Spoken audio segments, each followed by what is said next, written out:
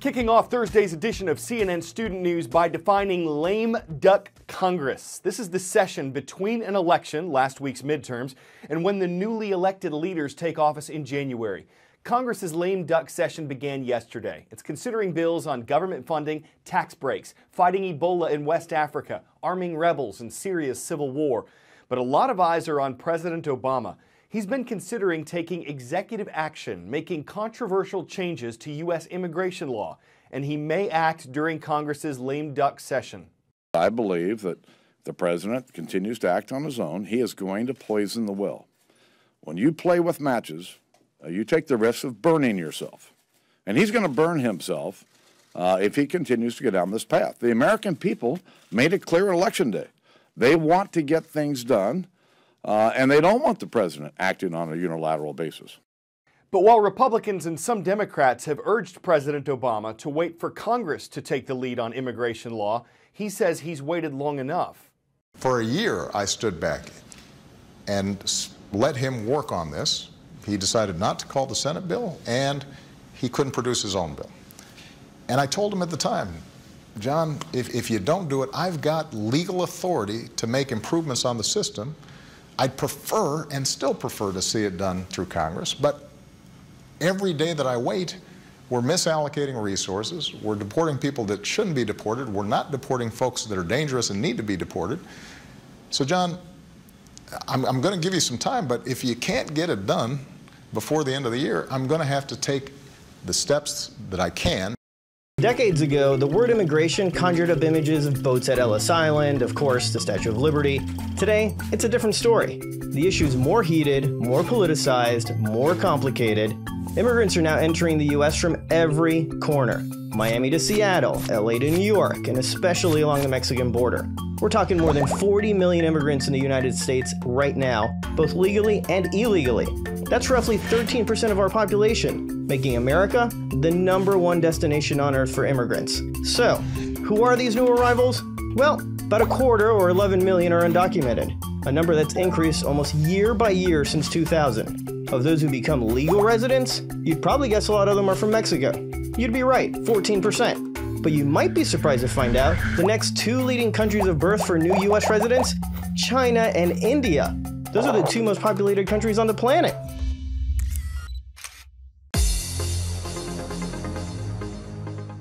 The high today in Rossholt, South Dakota, 17 degrees Fahrenheit. But it's not stopping the Raiders. They're leading off the roll today at Rossholt High School. Moving west to the battle-born state, we've got the Cowboys watching at Chaparral High School. Hello, Las Vegas, Nevada.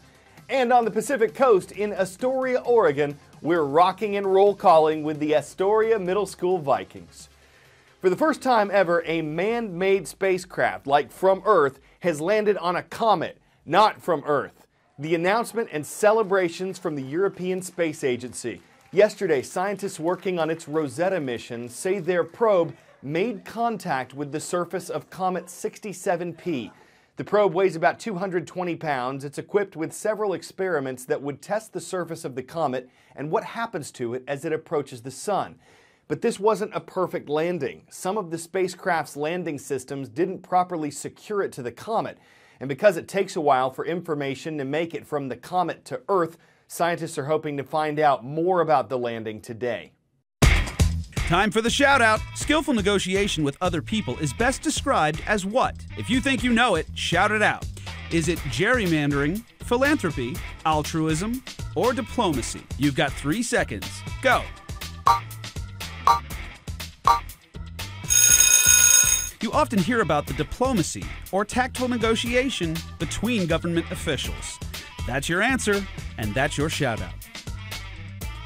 A lot of diplomacy between the U.S. and China this week. One result, a major agreement between the two countries' leaders on reducing greenhouse gases, carbon dioxide, ozone, methane. Most scientists blame greenhouse gases for polluting the atmosphere and contributing to climate change. But critics say setting limits on greenhouse gases eliminates jobs and hurts the U.S. economy. Americans emit more greenhouse gases per capita than the people of any of the world's major economies. China, with a population more than 4 times that of the U.S., emits more greenhouse gases than any country on Earth. Together, they account for about 40% of the entire planet's greenhouse gas pollution. Visiting Beijing this week, a city infamous for its foul air, President Obama had high hopes. I'd like to recall a Chinese saying that reflects the spirit of possibility. Nothing is too difficult as long as people have resolve. But resolve alone may not be enough for the greenhouse gas agreement he struck with China.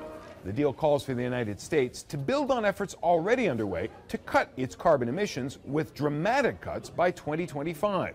China would be permitted to keep generating more and more emissions until 2030, when its output would be capped. Beijing would also aim to get 20% of its energy from zero carbon emission sources like wind or sun by the same year. Some environmentalists are already praising the agreement, but it will be an enormous challenge to both nations. Coal, a particularly dirty fuel, is just one example of the problem. China's exploding economy needs energy, and the country reportedly completes a new coal plant every 8 to 10 days. The U.S. relies on coal plants for more of its electricity than any other source.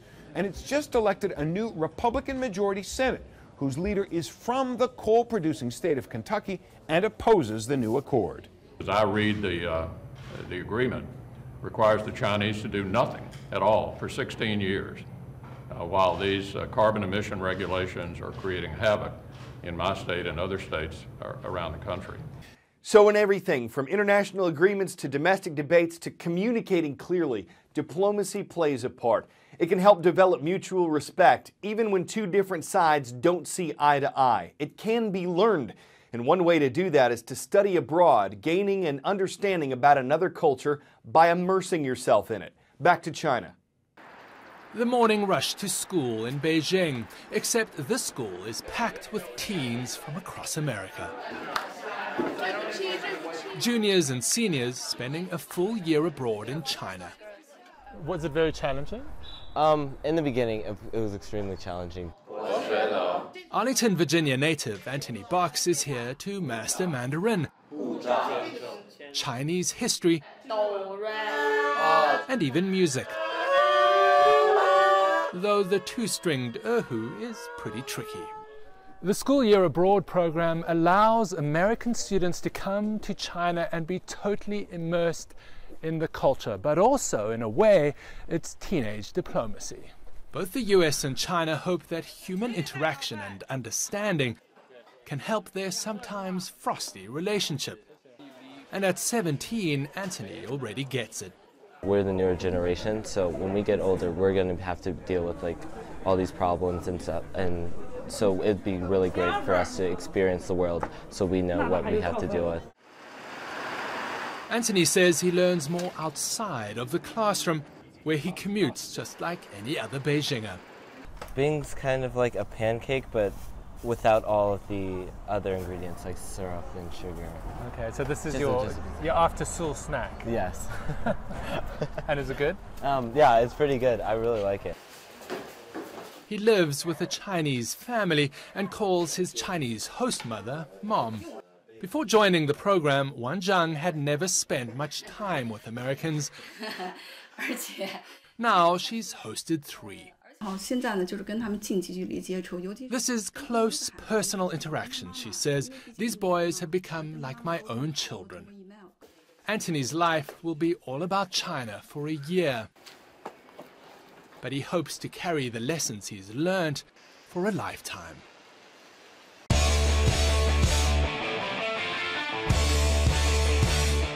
You probably heard some people being accused of living inside a bubble. Ever wonder what the view is like?